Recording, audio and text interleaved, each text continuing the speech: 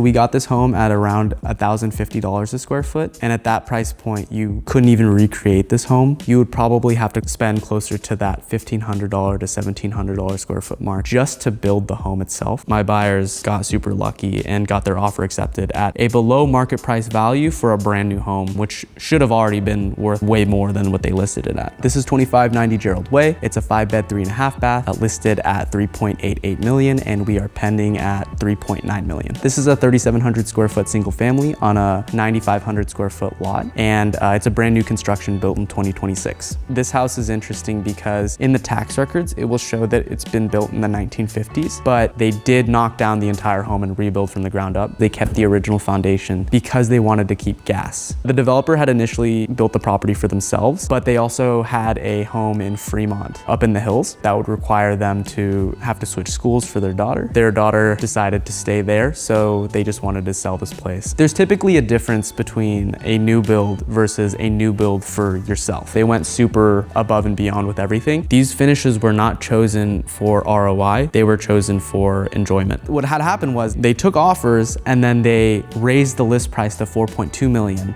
and then it kept sitting and sitting and sitting, and then they finally lowered the price to 3.88 million. Because the listing had lost all the momentum that it had gained that first week, nobody made an offer, and so that's when we came in and picked it up for 3.9.